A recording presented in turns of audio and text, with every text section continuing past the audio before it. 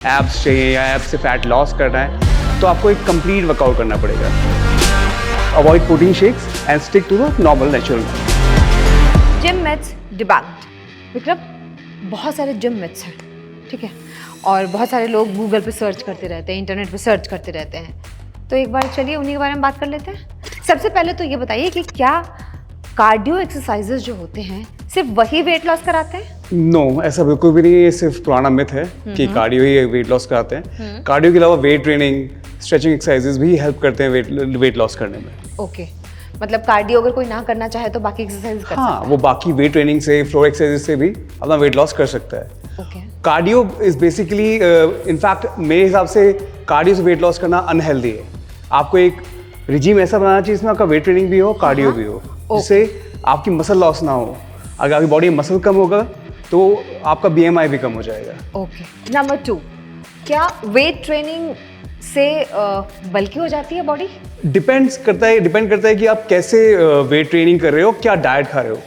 The people who want to put on weight, तो उसमें उनको बहुत हैवी वेट से कम रेपिटेशन करने होते हैं and they need to eat more carbohydrates. Okay, तब बल्की होगी। लेकिन अगर आप वेट्स एक प्रॉपर रिजीम में कर रहे हो और डाइट फॉलो कर रहे हो तो कोई बल्की नहीं होगी, आपको शेप ही मिलेगी।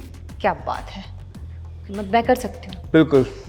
अच्छा, नंबर 3, अगर वर्कआउट कर लिया बहुत जम के 1-2 घंटे मजे से, उसके बाद क्या अनहेल्दी खा सकते हैं? मतलब जंक फूड खा सकते हैं?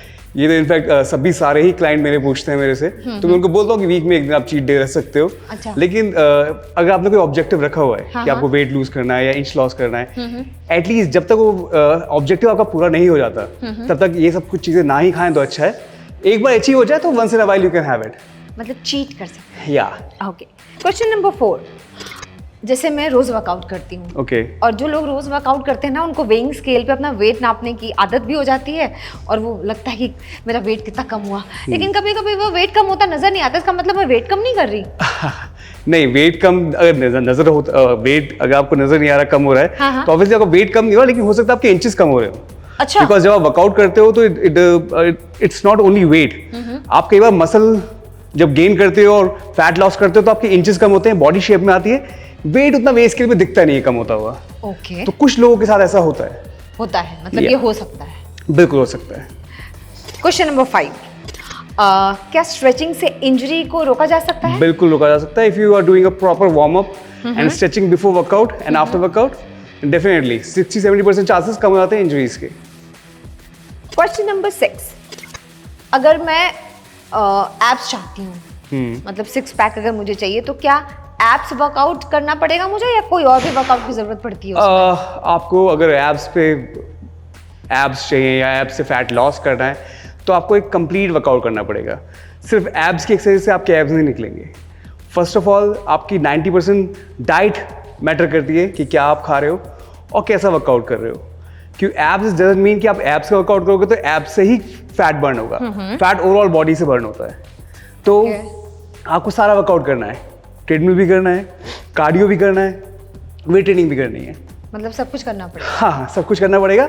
एब्स 1-2 दिन में आप कर सकते हो क्योंकि ये भी एक मसल है इसको स्ट्रेंथन करने के लिए। क्वेश्चन नंबर 7, वर्कआउट करने के बाद सप्लीमेंट्स और प्रोटीन शेक्स कितने जरूरी हैं? प्रोटीन शेक जरूरी है अगर आप you are not able to take protein from a natural diet. Okay. अगर आपका प्रोटीन इंटेक अच्छा नहीं है, आप वेजिटेरियन हो, उसके बाद भी आप वो सब चीज़ें नहीं खा पाते हो जिसमें प्रोटीन है, तो आप प्रोटीन शेक ले सकते हो। That can be a option.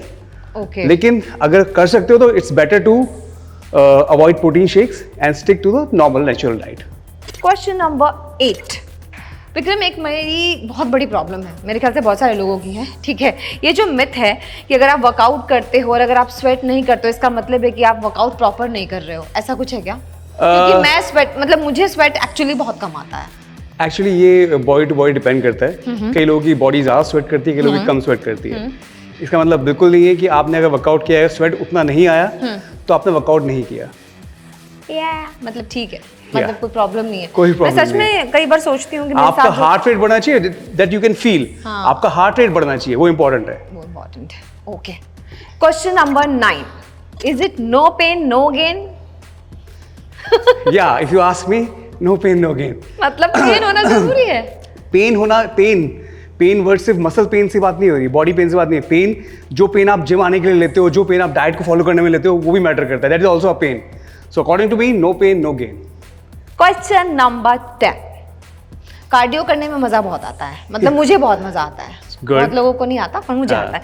लेकिन एक बात बताओ, उसमें जो कैलोरी दिखती है इतनी बर्न हो रही है, क्या एक्चुअली में 100% एक्यूरेट होते हैं वो? नहीं, कोई भी इक्विपमेंट 100% एक्यूरेट नहीं होता, बिकॉज हाफ टाइम तो वो आपकी बॉडी टाइप पे डिपेंड करता है, और आप कितना वर्कआउट ऑलरेडी कर चुके हो उस मशीन से पहले, उस पर भी डिपेंड करता है। तो जो मशीन उस टाइम कैलोरीज आपको दिखा रही है, मोर और लेस 80-90% तक एक्यूरेट हो सकती है, उससे ज़्यादा नहीं।